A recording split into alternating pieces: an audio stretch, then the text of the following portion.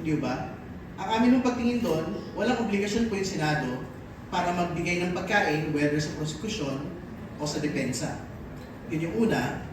Pangalawa, meron naman pong sariling mga budget, general budget, yung pong House, tsaka po yung OVP, para sa ganito pong mga kalagayan. Ano? So, we have been seeing in social media na yung supporters of the Vice President, parang gusto daw po nila na, I don't know, to have a fundraising campaign for the lawyers. Pero, wag po tayo magdrama-drama dito.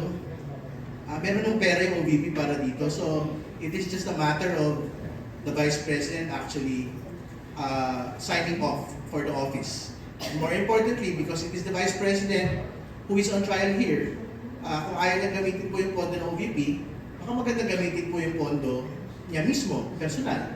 Di ba? And makakatulong siguro yun kung nandito siya sa Pilipinas at hindi po niya yun ginagastos sa kanya pong mga biyahe. Di ba?